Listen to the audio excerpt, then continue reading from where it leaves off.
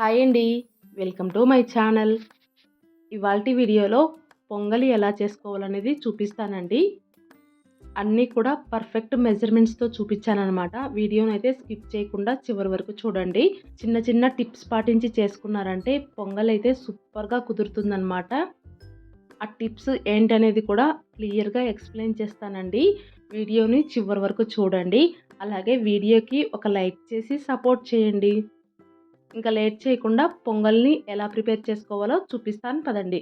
First stove పైన ఒక pan పెట్టుకొని అందులో ఏదైనా ఒక కప్పుతో కానీ గ్లాస్తో కానీ ఒక కప్పు పెసరపప్పు తీసుకోవాలి. ఇప్పుడు ఆ పెసరపప్పుని మంటని లో ఫ్లేమ్లో పెట్టుకొని పెసరపప్పు కలర్ చేంజ్ అయ్యేంత వరకు ఫ్రై చేసుకోవాలండి. ఇలా ఫ్రై చేసుకోవటం వల్ల పొంగల్ టేస్ట్ అయితే చాలా చాలా బాగుంటుందన్నమాట. పెసరపప్పు ఇలా లైట్గా కలర్ చేంజ్ అయిన తర్వాత కిందికి దించేసుకొని కొద్దిసేపు చల్లారనివ్వాలి. ఇప్పుడు అందులో ఏ కప్పుతో పెసరపప్పు తీసుకున్నామో అదే కప్పుతో ఒక కప్పు బియ్యం కూడా వేసుకొని శుభ్రంగా 2-3 సార్లు కడిగేసుకోవాలి. ఇలా బియ్యం ఇంకా పెసరపప్పును కడిగేసుకొని పక్కన పెట్టేసుకోండి. ఇప్పుడు పొంగల్లోకి అయితే ఎసరునైతే కాంచుకుందాం. దానికోసం అయితే స్టవ్ పైన ఒక గిన్నెలో ఏ కప్పుతో అయితే బియ్యం పెసరపప్పు తీసుకున్నామో అదే కప్పుతో 6 కప్పుల నీళ్లు తీసుకోవాలి. ఇలా 6 కప్పులు తీసుకున్నారంటే కరెక్ట్గా సరిపోతుందండి. ఒకవేళ ఇంకా మెత్తగా కావాలంటే కనుక ఇంకొక కప్పు ఎక్స్ట్రా వేసుకోవచ్చు. నీళ్ళను పొయ్యి మీద పెట్టేసి నీళ్ళనైతే మరగనివ్వండి. అలాగే ఇంకొక స్టవ్ పైన కుక్కర్ పెట్టేసి అందులో బటర్ కానీ లేదంటే నెయ్యిని కానీ వేసుకోవాలి. బటర్ వేసిన తర్వాత బటర్ని పూర్తిగా కరగనిచ్చి ఇప్పుడు అందులో కడిగి పెట్టుకున్న బియ్యం ఇంకా పెసరపప్పు వేసుకోవాలి. ఇప్పుడు రెండింటిని ఆ బటర్లో కొద్దిసేపు లో ఫ్లేమ్లో ఫ్రై చేసుకోవాలి. ఇలా ఫ్రై చేసుకోవటం వల్ల పొంగలి మంచి టేస్టీగా వస్తుందండి. ఈ స్టెప్ను మాత్రం అస్సలు స్కిప్ చేయకండి. ఇలా ఒక 2 నిమిషాల పాటు ఫ్రై చేసుకున్న తర్వాత ఇప్పుడు అందులో కాగుతున్న ఎసరు వేసేసేయాలి.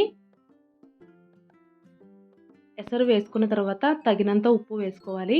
ఉప్పు అయితే మీ టేస్ట్కి తగినట్లుగా వేసుకోండి. తెలియని వాళ్ళైతే కనుక ఫస్ట్ కొద్దిగా ఉప్పు వేసుకొని మధ్యలో చెక్ చేసుకొని సరిపోకపోతే మళ్ళీ కొద్దిగా వేసుకోండి, సరిపోతుంది. రెగ్యులర్గా చేసే వాళ్ళకైతే ఎంత ఉప్పు పడుతుందనేది ఒక అందాజ అయితే ఉంటుంది కదండి.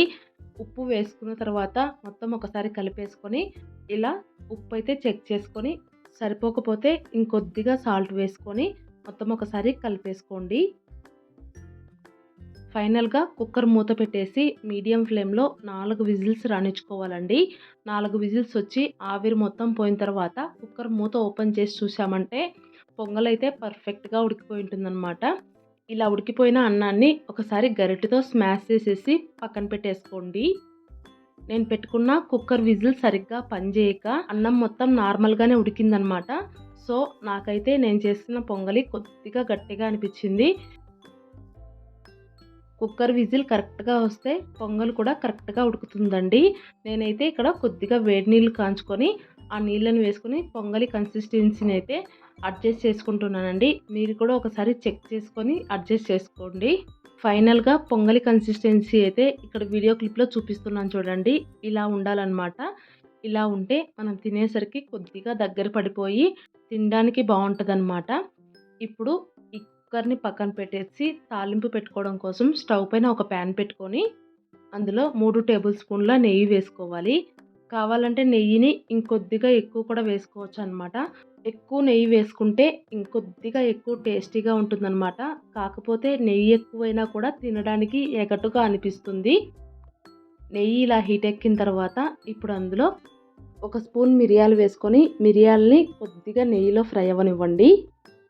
తర్వాత ఒక స్పూన్ జీలకర్ర కూడా వేసుకొని దానిని కూడా లైట్గా ఫ్రై అవ్వనివ్వండి. అలాగే కొంచెం అల్లాన్ని ఇలా తురుముకొని వేసుకోండి. అల్లం వేసుకోవటం వల్ల పొంగలి ఫ్లేవర్ అయితే చాలా బాగుంటుంది. ఇంకా ఒక 4 పచ్చిమిరపకాయలని చీల్చుకొని వేసుకోవాలి. పచ్చిమిరపకాయలు అయితే మీరు తినే కారాన్ని బట్టి వేసుకోండి. ఇలా పచ్చిమిరపకాయలు కూడా వేసుకున్న తర్వాత మంటని లో ఫ్లేమ్లో పెట్టుకొని కొద్దిసేపు ఫ్రై చేసుకోవాలి. అలాగే వీటితో పాటు ఉంటే కనుక కొద్దిగా జీడిపప్పులు కూడా వేసుకోండి. సో పొంగల్ తినేటప్పుడు మధ్య మధ్యలో జీడిపప్పులు తగులుతూ టేస్టీగా ఉంటాయి. తాలింపు మొత్తం బాగా ఫ్రై అయిపోయి కలర్ చేంజ్ అయిన తర్వాత ఇప్పుడు అందులో కొద్దిగా కరివేపాకు కూడా వేసుకొని కరివేపాకుని కొద్దిగా ఫ్రై చేసుకొని ఫైనల్గా కొద్దిగా ఇంగువ కూడా వేసుకోండి. ఇంగువ వేసుకోవటం వల్ల మనం తినింది త్వరగా అరగడానికి హెల్ప్ చేస్తుందన్నమాట. ఇంగువ కూడా కాస్త ఫ్రై అయిన తర్వాత ఇప్పుడు ఈ తాలింపు మొత్తాన్ని ముందుగానే రెడీ చేసి పెట్టుకున్న పొంగల్లో వేసేసుకోవాలి. వేసుకొని కలిపేసుకున్నామంటే పొంగల్ అయితే రెడీ అయిపోతుందండి. చూసారు కదా, పొంగల్ చేసుకోవటం ఎంత ఈజీనో, టేస్టీగా ఉంటుంది. అలాగే మనకి తొందరగా డైజెస్ట్ కూడా అయిపోతుందండి. ఈ వీడియో చూశాక మీరు కూడా మీ ఇంట్లో ఒకసారి ఈ స్టైల్లో పొంగల్ చేసి చూడండి. ఇంట్లో అందరికీ కూడా చాలా బాగా నచ్చుతుందండి. మీరు చేస్తే గనక మీకు ఎలా వచ్చిందనేది కామెంట్ చేయడం మాత్రం మర్చిపోవద్దు. అలాగే ఈ వీడియో మీకు నచ్చినట్లయితే లైక్ చేసి కామెంట్ చేయండి. ఇంకా మీ ఫ్రెండ్స్ అండ్ ఫ్యామిలీ మెంబర్స్లో ఎవరికైనా యూజ్ అవుతుందనుకుంటే షేర్ చేయండి. అలాగే కొత్తగా ఎవరైనా మన ఛానల్ చూస్తున్న వాళ్ళు ఉంటే సబ్స్క్రైబ్ చేసుకొని సపోర్ట్ చేయండి. Thank you.